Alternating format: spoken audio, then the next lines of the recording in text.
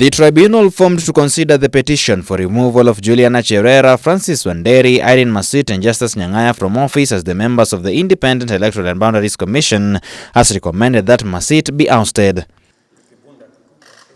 The hearing of the petitions ended on February 20th after the councils representing both parties made their final submissions. In its report to President William Ruto on Monday, the Justice Aggrey Muchelule-Led Tribunal said the allegations of gross misconduct leveled against Commissioner Masit were proved to the required standard.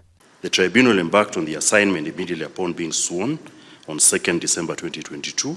Subsequent to its appointment, the tribunal was notified that 3 commissioners, Justice Abonyo Nyang'aya, Juliana Wonge Cherera, and Francis Madenge Wanderi, had tendered their resignations and therefore they removed themselves from the proceedings.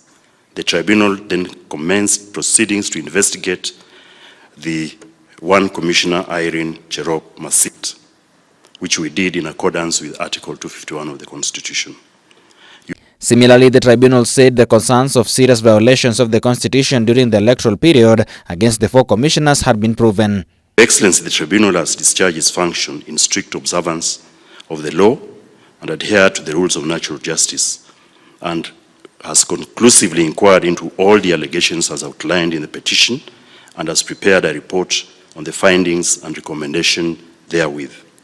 Your Excellency, the findings derived from the investigations have satisfied the tribunal that the allegations of serious violation of the Constitution and other laws and gross misconduct have been proved to the required standard to qualify our recommendation for the removal from office of Commissioner Irene Masit.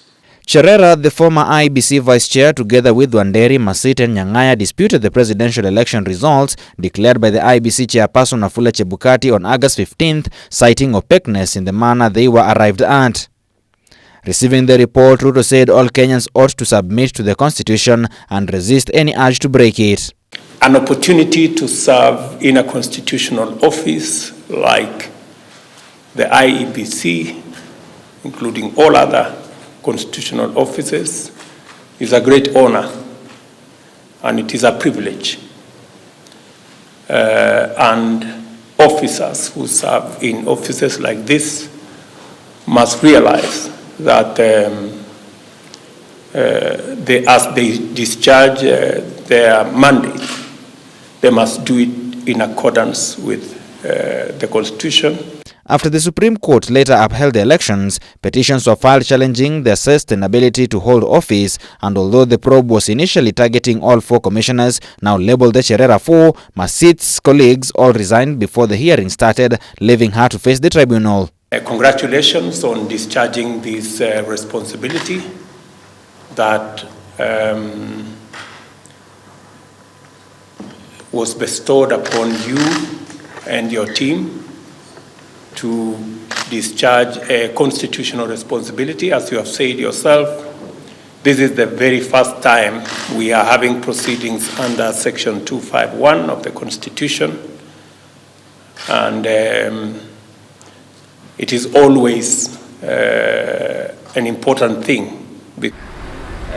The removal of Masit will pave way for the reconstitution of a new IEBC. This is after the resignation of 3 commissioners, a time when the tenure of the 3 others came to an end. President William Ruto gazetted 6 vacancies amidst calls by Azimio la Umoja coalition to have the process of finding new commissioners halted. However, the Public Service Commission has begun interviews for 11 shortlisted candidates to take up the task at the IEBC.